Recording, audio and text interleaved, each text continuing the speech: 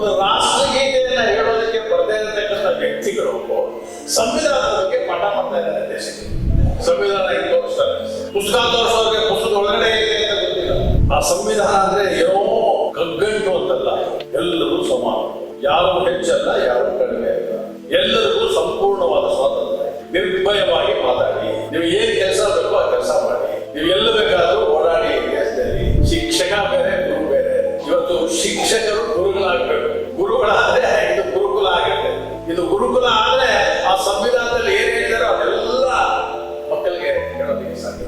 ಕರ್ತವ್ಯ ಮತ್ತು ಹಕ್ಕು ಒಂದು ನಾಣ್ಯದ ಎರಡು ಮುಖ ಇದ್ದಾರೆ. ಇವತ್ತು ನಮ್ಮ ಸಂವಿಧಾನದಲ್ಲಿ ಹಾಗೆ ಮೂಲಭೂತ ಹಕ್ಕುಗಳಿದೆಯೋ ಹಾಗೆ ಮೂಲಭೂತ ಕರ್ತವ್ಯಗಳನ್ನು ಹೇಳಿದ್ದಾರೆ. ಈ 75 ವರ್ಷ ಅಥವಾ 78 ವರ್ಷದಲ್ಲಿ ಸಾಕಷ್ಟು ದೇಶದಲ್ಲಿ ಬದಲಾವಣೆಗಳಾಗಿದೆ. ದೇಶ ಮುಂದೆ ಹೋಗಿದೆ, ಹೆಚ್ಚು ಹೆಚ್ಚು ಜನ ವಿದ್ಯಾವಂತರಾಗ್ತಾ ಇದ್ದಾರೆ. ಅದರಿಂದ ನಿಜವಾಗಿ ಸರಿಯಾದ ವಿದ್ಯೆಯನ್ನು ನಮಗೆ ಕಲಿಸಿದ್ದಿದ್ರೆ ಈ ಸ್ವಾತಂತ್ರ್ಯ ಅಂದ್ರೇನು, ಗಣರಾಜ್ಯೋತ್ಸವ ಅಂದ್ರೇನು, ನಾವು ಹೇಗೆ ಬದುಕಬೇಕಿತ್ತು ಈ ದೇಶದಲ್ಲಿ ಇರೋದು ಗೊತ್ತಾಗಿದೆ.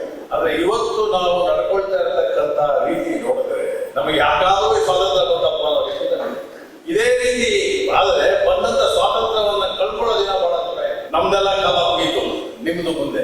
ಅದನ್ನ ನೀವು ಹುಷಾರಾಗಿ ಈಗ ನೀವು ಏನು ಹೋರಾಟ ಮಾಡ್ಬೇಕಪ್ಪ ಅಂದ್ರೆ ಈ ಸ್ವಾತಂತ್ರ್ಯವನ್ನ ಕಳ್ಕೊಳ್ದ ಹಾಗೆ ಉಳಿಸ್ಕೊಳ್ತಕ್ಕಂಥ ಹೋರಾಟ ಮಾಡ್ತಕ್ಕಂಥ ಪರಿಸ್ಥಿತಿ.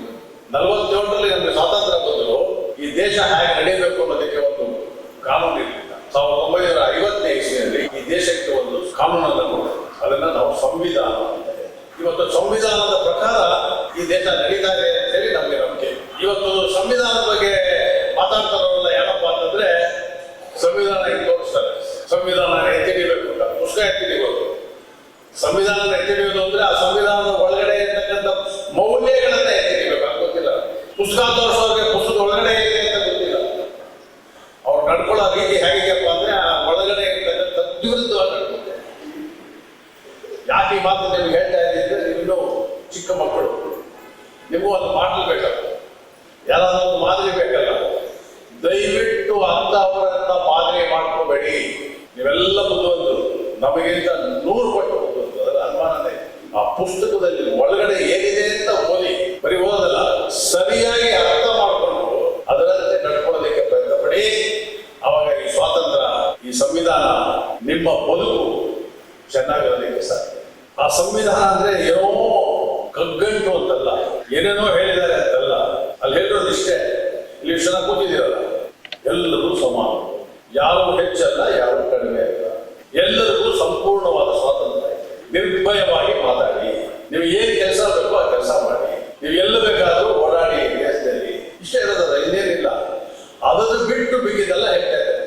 ಅದರಿಂದ ದಯವಿಟ್ಟು ಸಂವಿಧಾನ ಓದಿ ಅಂತಾನೆ ಒಂದು ಮೂವ್ಮೆಂಟ್. ಬರೀ ಓದಿದ್ರೆ ಸರಿಯಲ್ಲ, ಸರಿಯಾಗಿ ಓದಬೇಕು, ಸರಿಯಾಗಿ ಅರ್ಥ ಮಾಡಬೇಕು. ಮಾಡಿದ್ರೆ ಮಾತ್ರ ಆ ಸಂವಿಧಾನ ನಮ್ಗೆ ಉಪಯೋಗ ಆಗುತ್ತೆ. ಈ 75 ವರ್ಷದಿಂದ ನಾವು ಈ ಸಂವಿಧಾನ ನಡೆಸ್ಕೊಂಡ್ ಬಂದಿದ್ದೀವಲ್ಲ ರೀತಿ, ಈಗ ನಡೀತಾ ಇರೋ ರೀತಿಯಲ್ಲೂ ಶತಾಬ್ದಗಳಾಗಿದೆ. ಅದನ್ನ ಸರಿಪಡಿಸೋದಕ್ಕೆ ಏನ್ ಮಾಡಬೇಕಾಗ್ತದೆ? ಈ 75 ವರ್ಷದಲ್ಲಿ ಸಾಕಷ್ಟು ವಿದ್ಯಾವಂತರು ಈ ದೇಶದಲ್ಲಿ ಬಂದಿದ್ದಾರೆ. ಆ ಬಂದಿರತಕ್ಕಂಥ ವಿದ್ಯಾವಂತರು ಮಾಡಿರ್ತಕ್ಕಂಥ ತೊಂದರೆನ ಸರಿಪಡಿಸಕ್ಕೆ ಎಷ್ಟು ಜನ ವಿದ್ಯಾವಂತರು ಬರ್ಬೇಕು ಗೊತ್ತಿಲ್ಲ. ಅದರಿಂದ ಇನ್ನೂ ನೀವೆಲ್ಲ ಬಹಳ ಚಿಕ್ಕ ಹುಡುಗರು, ಇನ್ನೂ ಪ್ರಪಂಚ ನೋಡ್ಬೇಕು, ಈಗ ಕಂಡುಬಿಡ್ತಾ ಇದ್ದೀರಾ. ಅದರಿಂದ ದಯವಿಟ್ಟು ಗಮನದಲ್ಲಿ ಇಟ್ಕೊಳ್ಳಿ. ನೀವೇ ಓದಿ, ನಿಮ್ಗೆ ಗೊತ್ತಿಲ್ವಾ ನಿಮ್ಮ ಶಿಕ್ಷಕರನ್ನು ಕೇಳಿ. ದಯವಿಟ್ಟು ಈ ಸಂವಿಧಾನದ ಬಗ್ಗೆ ಮಾತನಾಡ್ತಾ ಇರೋರು, ಅದರ ಬಗ್ಗೆ ಬರ್ತಾ ಇರ್ತಕ್ಕಂಥ ಪೇಪರಲ್ಲಿ ಪತ್ರಿಕೆಗಳ ಸ್ಟೇಟ್ಮೆಂಟ್ ಅದನ್ನೆಲ್ಲ ಓದಬೇಕು, ತಲೆಗೆಟ್ಟು. ಈಗ ನೀವು ಹಾಡು ಹೇಳಿದ್ರಲ್ವ, ಈಗ ಕಲಿಸು ಗುರುವೇ ಅಂತ. ಆದ್ರೆ ಹಿಂದೆ ಏನಿತ್ತು ಗೊತ್ತಾ? ಅಮೆರಿಕ ಪ್ರೆಸಿಡೆಂಟ್ ಅಬ್ರಹಾಂ ಲಿಂಕನ್ ಅವನ ಮಗನ್ನ ಸ್ಕೂಲಿಗೆ ಸೇರಿಸಿ ಒಂದು ಲೆಟರ್ ಬರ್ದ, ಗುರುವೇ ನನ್ನ ಮಗು ಏನ್ ಹೇಳ್ಕೊಡ್ಬೇಕು. ಅದು ನಮ್ಮ ಕನ್ನಡದಲ್ಲಿ ಇವಾಗ ಸಾಂಗ್ಲೈನ್ ಮಾಡಿದೆ. ಇದನ್ನ ಯಾಕೆ ಹೇಳ್ತಾ ಇದ್ದೀನಿ ಅಂದ್ರೆ, ಏನ ಕಲಿಯಾಗಿದೆ ಗುರು ನೋಡಿ. ಹಾಗೆ ಇಲ್ಲೂ ಗುರುಗಳಿದ್ದಾರೆ. ದಯವಿಟ್ಟು ಆ ಗುರುಗಳು ನಿಮ್ಮ ಜವಾಬ್ದಾರಿಯನ್ನು ಅರ್ಥ ಮಾಡ್ತಾರೆ. ತಂದೆ ತಾಯಿಗಳು ಸಂಪೂರ್ಣವಾಗಿ ನಿಮ್ಮ ಮೇಲೆ ಡಿಪೆಂಡ್ ಆಗಿರ್ತಾರೆ ಮಕ್ಕಳನ್ನ ಬೆಳೆಸೋದಿಕ್ಕೆ. ನಮ್ಮ ಡಾಕ್ಟರ್ ನರಸಿಂಹಯ್ಯ ಅಂತ ಕೆಲವು ವಿಶ್ವಾಸರಾಗಿತ್ತು. ನಾವು ಅವ್ರ ಮಾರ್ನಿಂಗ್ ವಾಕಿಂಗ್ ಹೋಗ್ತೇವೆ.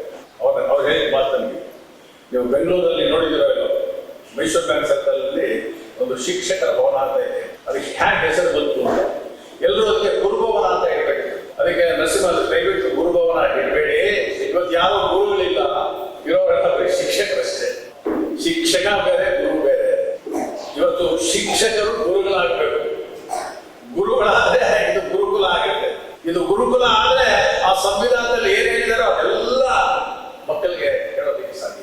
ಎಲ್ಲಿಯವರೆಗೆ ಶಿಕ್ಷಕರು ಗುರುಗಳಾಗೋದಿಲ್ವೋ ಸಂವಿಧಾನ ಪುಸ್ತಕದಲ್ಲೇ ಇರುತ್ತೆ, ಅದ್ರಲ್ಲಿ ಏನೇ ಇರ್ತಾರೆ ಅದರ ಪುಸ್ತಕದಲ್ಲೇ ಇರುತ್ತೆ, ಅದು ನಮ್ಗೇನು ಉಪಯೋಗ ಆಗೋದಿಲ್ಲ. ಅದರಿಂದ ಗುರುವಿನ ಸ್ಥಾನ, ಗುರುವಿಗೆ ನೀವೇನು ಗೌರವ ಕೊಡಬೇಕು, ಗುರುವಿನಿಂದ ಏನು ಕಲಿಬೇಕು ಅದನ್ನ ಹೇಳಿದ್ದಾರೆ.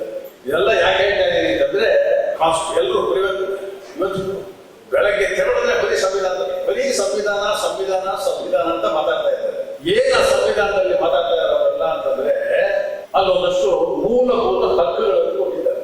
ಈ 75 ವರ್ಷ ಬರೀ ನಾವು ಅದನ್ನೇ ಮಾತಾಡಿ ಇವತ್ತು ಪ್ರತಿಯೊಬ್ಬರು ಹಕ್ಕುಗಳ ಬಗ್ಗೆನೇ ಮಾತಾಡ್ತಾರೆ, ಅವ್ರ ಕರ್ತವ್ಯಗಳನ್ನೇ ಮಾತಾಡ್ತಾರೆ. ಕರ್ತವ್ಯ ಮತ್ತು ಹಕ್ಕು ಒಂದು ನಾಣ್ಯದ ಎರಡು ಮುಖ ಇದ್ದಾರೆ. ಯಾರು ಅವರ ಕರ್ತವ್ಯಗಳನ್ನ ಮಾಡ್ತಾ ಇಲ್ವೋ ಅವರಿಗೆ ಯಾವ ಹಕ್ಕು ಇಲ್ಲ ಅನ್ನತಕ್ಕಂಥ ಒಂದು ಮನೋವೃತ್ತಿಯನ್ನು ನಾವು ಬೆಳೆಸ್ಕೊಂಡೆ ಬರೀ ಹಕ್ಕುಗಳ ಬಗ್ಗೆ ಮಾತಾಡ್ತಾ ಇದ್ರೆ ಇವತ್ತು ಆಗ್ತಾ ಇರ್ತಕ್ಕಂಥ ಅನಾಹುತಗಳು. ಅದರಿಂದ ದಯವಿಟ್ಟು ನನ್ನ ಕಳಕಳಿಯ ಮನೆ ಶಾಲೆಯ ಆಡಳಿತ ವರ್ಗಕ್ಕೆ, ಇಲ್ಲಿರ್ತಕ್ಕಂಥ ಶಿಕ್ಷಕ ವರ್ಗ ಸ್ವಲ್ಪ ಮಕ್ಕಳಿಗೆ ಹಕ್ಕಿನ ಜೊತೆಗೆ ಅವರ ಕರ್ತವ್ಯಗಳನ್ನು ನಾವು ತಿಳಿಸಬೇಕಾದಂತ ಕೆಲಸವನ್ನು ಮಾಡಬೇಕು. ಇವತ್ತು ನಮ್ಮ ಸಂವಿಧಾನದಲ್ಲಿ ಹಾಗೆ ಮೂಲಭೂತ ಹಕ್ಕುಗಳಿದೆಯೋ ಹಾಗೆ ಮೂಲಭೂತ ಕರ್ತವ್ಯಗಳನ್ನು ಹೇಳಿದ್ದಾರೆ. ಅದನ್ನು ಯಾರು ಓದಕ್ಕೆ ಏನ್ ಹೇಳಿದ್ದಾರೆ? ಮೂಲಭೂತ ಕರ್ತವ್ಯಗಳನ್ನ ನಿಮ್ಗೆ ಗೊತ್ತಿದ್ದೇನೆ, ನೀವು ಮಾಡ್ತಾ ಇದ್ದಾರೆ. ಬೆಳಗ್ಗೆ ಏನ್ ಮಾಡಿದ್ರೆ ಫ್ಲಾಗ್ ಹಾಯಿಸ್ಟ್ ಮಾಡಿ, ಅದಕ್ಕೆ ಸೆಲ್ಯೂಟ್ ಮಾಡಿದ್ರೆ, ರಾಷ್ಟ್ರಗೀತೆ ಅಂತ ಹೇಳಿದ್ರೆ, ಇದೆಲ್ಲ ಪ್ರತಿಯೊಬ್ಬ ನಾಗರಿಕನ ಕರ್ತವ್ಯ. ಅದೇ ಗೊತ್ತಿಲ್ಲ ದೇಶದಲ್ಲಿ ಈ ನಮ್ಮ ರಾಷ್ಟ್ರ ಜಾಗೃತಿ ಅಭಿಯಾನ ಕಾರ್ಯಕ್ರಮ ಶುರು ಮಾಡೋದಕ್ಕೆ ಕಾರಣ ಏನಪ್ಪಾ ಅಂತಂದ್ರೆ ಒಂದು ಅಸೆಸ್ಮೆಂಟ್ ಮಾಡೋದು. ದೇಶದಲ್ಲಿ ಎಷ್ಟು ಜನ ರಾಷ್ಟ್ರಗೀತೆಯನ್ನು ಹಾಕುತ್ತಿದ್ದಾರೆ? ಇವತ್ತು 140 ಕೋಟಿ ಜನ ಇದೆ. ನನ್ನ ಪ್ರಕಾರ ಒಂದು 50 ಲಕ್ಷ ಜನ ರಾಷ್ಟ್ರಗೀತೆ ಹೇಳಿದ್ರೆ ಅದು ದೊಡ್ಡ ನಂಬರ್. ಬಹುಶಃ ಟಿವಿ ನೋಡಿ, ಪ್ರೋಗ್ರಾಮ್ ಅಲ್ಲಿ ಹಾಕ್ತಾರೆ ಟಿವಿನಲ್ಲಿ. ನೀವು ಚುನಾವಣೆ ಮಾಡಿರ್ತಕ್ಕಂಥ ಚುನಾವಣಾ ಪ್ರತಿನಿಧಿಗಳು, ಮಂತ್ರಿವರಿಯರು ಎಷ್ಟು ಜನಕ್ಕೆ ರಾಷ್ಟ್ರಗೀತೆ ಸಂಪೂರ್ಣವಾಗಿ ಹೇಳ್ಕೊಡುತ್ತೆ? ಅವ್ರ ಬಾಯಿ ಬಿಟ್ಟರೆ ಅವ್ರು ಹೇಳ್ತಾ ಇರ್ತಾರೆ. ಇವರು ಸಂವಿಧಾನದ ಬಗ್ಗೆ ಮಾತಾಡ್ತಾರೆ. ಒಂದು ರಾಷ್ಟ್ರಗೀತೆಯನ್ನ ಹೇಳೋದಕ್ಕೆ ಬರದೇ ಇರತಕ್ಕಂಥ ವ್ಯಕ್ತಿಗಳು ಸಂವಿಧಾನದ ಬಗ್ಗೆ ಪಾಠ ಮಾಡ್ತಾ ಇದ್ದಾರೆ ದೇಶಕ್ಕೆ. ನಮ್ಮ ದುರ್ದೈವ ಅವ್ರ ಮಾತು ಕೇಳ್ತಾರೆ. ಅದಕ್ಕೋಸ್ಕರ ಇದೆ, ದಯವಿಟ್ಟು ಇವರೆಲ್ಲ ಕೇಳ್ಬೇಡಿ. ಇವತ್ತು ರಾಷ್ಟ್ರಭಕ್ತಿ ಇತ್ತಂದ್ರೆ ಬರೀ ಭಾರತ ಮಾತಾಗೆ ಜೈ ಅಲ್ಲಿ ನಿಂತೋಗಿದೆ. ಭಾರತ ಮಾತೆಗೆ ಜೈ ಹೇಳ್ಬೇಕು, ರಾಷ್ಟ್ರಗೀತೆಗೆ ಗೌರವ ಕೊಡ್ಬೇಕು, ಧ್ವಜಕ್ಕೆ ಗೌರವ ಕೊಡ್ಬೇಕು, ಅವೆಲ್ಲ ದೇಶಭಕ್ತಿನೇ. ಬಟ್ ಅಲ್ಲಿಗೆ ನಿಲ್ಕೊಂಡು ದೇಶವನ್ನ ಕಟ್ಟತಕ್ಕಂತಹ ಪ್ರಯತ್ನ ಆಗಬೇಕು. ಈ ದೇಶದ ಅಖಂಡತ್ವವನ್ನ ಉಳಿಸ್ಕೊಳ್ತಕ್ಕಂತಹ ಕೆಲಸ ಆಗಬೇಕು. ನಮ್ಮ ಕರ್ತವ್ಯಗಳನ್ನ ನಾವು ಪ್ರಾಮಾಣಿಕವಾಗಿ ಮಾಡಬೇಕು. ಹಾಗೆ ಇನ್ನೊಬ್ಬರಿಗೆ ಸಹಾಯ ಮಾಡತಕ್ಕಂತಹ ಒಂದು ಮನಸ್ಸನ್ನ ಬೆಳೆಸ್ಕೊಂಡು ಸಮಾಜದಲ್ಲಿ ಯಾರು ತೊಂದರೆಯಲ್ಲಿದ್ದಾರೋ ಅವ್ರಿಗೆ ನಿಮ್ಮ ಸಹಾಯ ಹಸ್ತವನ್ನ ಹೇಳಿಕೆ ಆದ್ರೆ ಅದು ನಿಜವಾದ ವಿದ್ಯೆ. ಇವತ್ತಿನ ವಿದ್ಯೆ ಎಲ್ಲ ಒಳ್ಳೆ ಮಾರ್ಕ್ಸ್ ತಗೊಳ್ಬೇಕು, ಹೈಯರ್ ಸ್ಟಡೀಸ್ ಮಾಡಬೇಕು, ಒಳ್ಳೆ ಸಂಪಾದನೆ ಮಾಡಬೇಕು, ಅದು ಬೇಕು, ಅದು ಬೇಡ ಅಂತ ಹೇಳಕ್ಕಾಗಲ್ಲ. ಅದೇ ಜೀವನ ಅಂತ. ಅದರ ಜೊತೆಗೆ ನಿಜವಾದ ವಿದ್ಯೆ ಅಂದ್ರೆ ಈ ಮಾನವೀಯತೆಯನ್ನ ಬೆಳೆಸ್ತಕ್ಕಂಥ ಒಂದು ಪ್ರಕ್ರಿಯೆ ಆಗ್ಬೇಕಾಗಿದೆ. ಅದಕ್ಕೆ ವಿವೇಕಾನಂದ ಹೇಳೋದಕ್ಕೆ ನೀವು ದೊಡ್ಡದೇನು ಮಾಡ್ಬೇಕಾದ್ರೆ ಎಲ್ಲ ಇದೆ, ಅದನ್ನ ಈಚೆ ತೆಗಿಬೇಕು. ಆ ಈಚೆ ತೆಗೆಯೋ ಕೆಲಸ ಗುರುಗಳು. ಈ ದೇಶದಲ್ಲಿರ್ತಕ್ಕಂತಹ ಸಂಸ್ಕೃತಿ ಪರಂಪರೆ ಪ್ರಪಂಚದ ಇನ್ನು ಯಾವ ದೇಶದಲ್ಲೂ ಇಲ್ಲ. ನೀವು ಇದೀನ, ನಿಮ್ಮ ತಂದೆ ತಾಯಿಗಳಿದ್ದಾರೆ, ನಿಮ್ಮನ್ನು ಚೆನ್ನಾಗಿ ಓದಿಸ್ಬೇಕು, ಇಲ್ಲೊಂದು ಡಿಗ್ರಿ ಆದ್ಮೇಲೆ ಅಮೆರಿಕ ಕಳಿಸ್ಬೇಕು, ಒಳ್ಳೆ ಹಾರ್ವರ್ಡ್ ಯೂನಿವರ್ಸಿಟಿ ಓದಿಸ್ಬೇಕು, ಆಕ್ಸ್ಫರ್ಡ್ ಯೂನಿವರ್ಸಿಟಿ ಓದಬೇಕು. ಆ ತಂದೆ ತಾಯಿಗಳಿಗೂ ಹೇಳ್ತಾ ಇದ್ದೀನಿ, ನಿಮ್ಮ ಮಕ್ಕಳಿಗೂ ಹೇಳ್ತಾ ಇದ್ದೀನಿ, ನಿಮ್ಮ ಹಾರ್ವರ್ಡ್ ಯೂನಿವರ್ಸಿಟಿ ಶುರುವಾಗಿ ಒಂದು 250 ವರ್ಷ ಆಗಿರ್ಬೋದು, ಆಕ್ಸ್ಫರ್ಡ್ ಶುರುವಾಗಿ ಒಂದು 450 ವರ್ಷ ಆಗಿರ್ಬೋದು. ಅದಕ್ಕೆ ಹಿಂದೆ 1000 ವರ್ಷಗಳ ಹಿಂದೆ ನಮ್ಮ ಭಾರತ ಭೂಮಿಯಲ್ಲಿ ಯೂನಿವರ್ಸಿಟಿಗಳಿತ್ತು. ಅದಕ್ಕೆ ಪ್ರಪಂಚದಿಂದ ಜನ ಬಂದು ಇಲ್ಲಿ ಓದಕ್ಕೆ ಬರ್ತಾ ಇದೆ.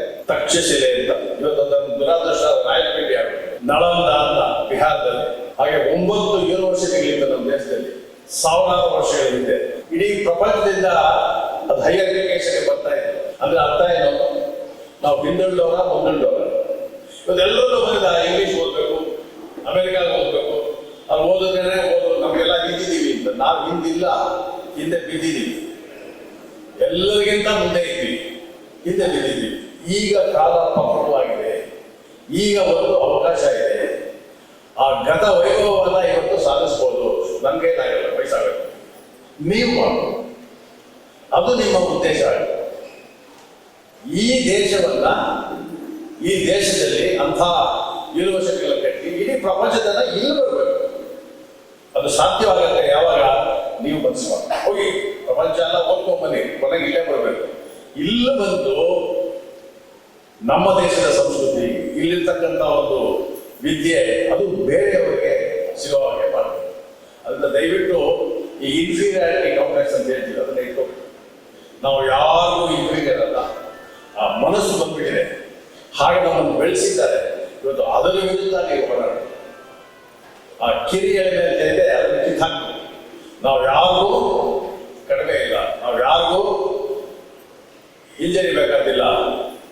ಆ ಒಂದು ಮನೋದಾರ್ಢ್ಯವನ್ನು ನಾವು ಬೆಳೆಸ್ಕೊಂಡಿದ್ದೆ ಆದರೆ ಖಂಡಿತ ನಮ್ಮ ಪ್ರಧಾನಮಂತ್ರಿ ಹೇಳೋ ಹಾಗೆ ಭಾರತ ವಿಶ್ವಗುರು ಆಗೋದ್ರಲ್ಲಿ ಖಂಡಿತ ಸಾಧ್ಯ.